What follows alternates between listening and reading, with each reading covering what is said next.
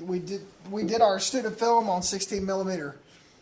My senior year, we did it on the 3-chip Sony VX 1000.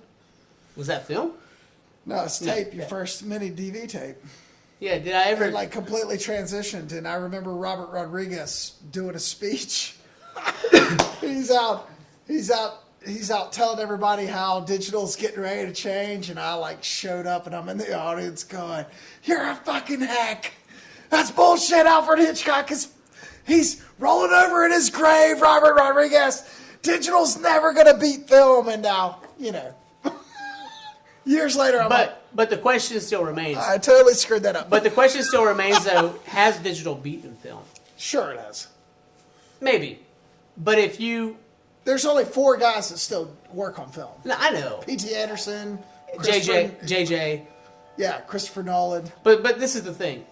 Pit J.J. Abrams against the best digital director-producer out there.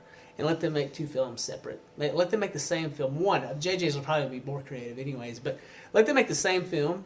And let's see which one. I don't know which one would be better. Because 35mm is beautiful. It's beautiful. Sure, absolutely. And the IMAX is on 70. Come on. I mean, it's just great. insane. Quentin Tarantino doing the Hateful Eight on I think Anamorphic there's no get around it. It looks exactly like it looks. it's fantastic. It's expensive though. I think, but that's the rub, right? So we get to a point where JJ's film cost $68 million to make, Right. and Quentin's digital film, what was it? Once Upon a Time in Mexico. He made on digital, right? He shot on GL2s, didn't he? It's something like that. Yeah. Something. Not even XL1s. He was on GL fucking 2s, right? And he made that for like $25,000 minus the cost of actors and actresses. Right. Right. And so it's like significantly different there. And I guess when money's no option, you hire JJ and you let him shoot on whatever the hell he wants to shoot on, right? Well, yeah, guys like that, it doesn't matter. They're gonna make their money back. Yeah, but do you think it was Quentin who made Once Upon a Time in Mexico, right? Well, no, that's Robert Rodriguez. That was Robert Rodriguez. Yeah, he was in it. But he was in it. Yeah. Quentin was in it. Yeah. So Robert Rodriguez made Once Upon a Time in Mexico. Do you think that was a real turning point in film? Do you think that was a significant moment when things really changed? Because I have a story to tell you that I haven't told you yet. I think, honestly, I think the turning point was when Steven Soderbergh shot the movie called Full Frontal on an XL1 with the DV cams, and they released it. And it changed. Robert Rodriguez, they did, if I remember correctly, right after Desperado, Spy Kids maybe was the first big digital. Yeah. Either way, yes, there was this turning point. Still made a ton of money. Oh yeah. He built his whole studio off of Spy Kids movies. Tell me your story again about your film thesis or whatever, you shot that on 16. My junior year we shot on 16 millimeter, What and then year? my senior year, my junior year would have been 1999. And then your senior year Was 2000. 2000. And we shot it with the DVX. Okay, and that was digital. Yep. And which one was better to you in your opinion? When? Now or No. Like which one holds up better quality wise? The junior project or the senior project? Man, the 16 millimeter.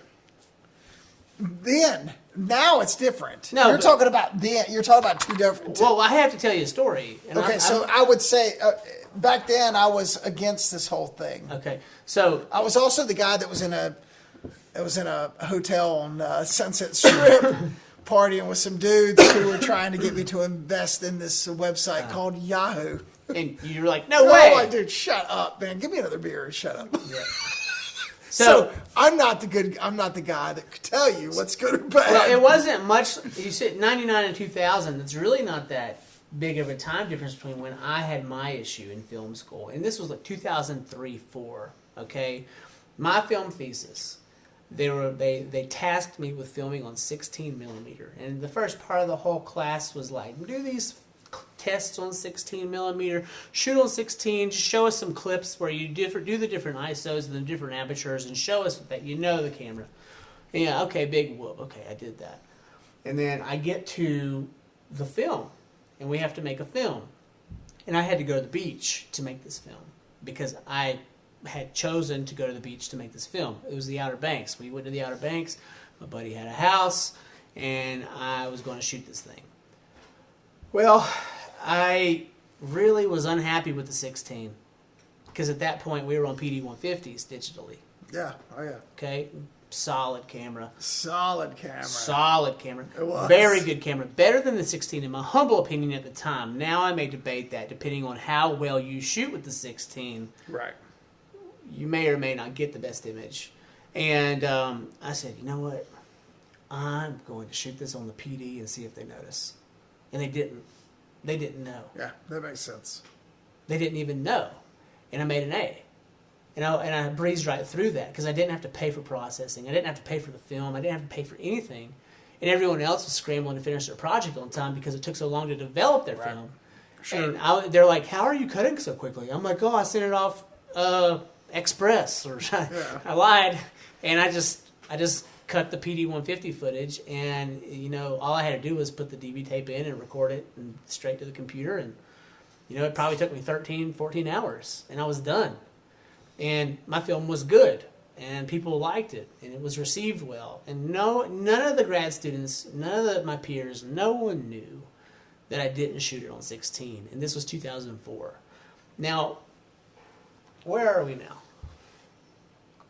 Can you imagine in 2004 if I had the Canon 1DX Mark II? And do you think, they would probably think that the 16 millimeter was film if you compared this to a 16. They'd be like, this is your film camera. You shot this on film. They would think that this was the film camera if just looking at the images alone, especially with the 85 millimeter on there. You've seen those coming off at 120 frames per second. They're incredible. Oh yeah. I remember the year it happened. Tell me, Old Man River. I'm just remember the 7D when the 7D came out. That completely revolutionized the entire wedding Absolutely. industry. The wedding industry alone was just like... Everything changed. Everything changed. And I was in... videographers became filmmakers in 2007. Yeah. And that's pretty much how that worked. I traveled to New York City and shot the Lady Gaga concert for HBO using those, and then would take those and I would bounce over to the NBA draft and be handed 7Ds with a sound guy. And it was the new thing. It was the way things were happening. Tell me about the post-production process on those. I didn't do them. Really? You were just shooting? Just shooting them, but I just remember... Wow, how convenient. Yeah, it's...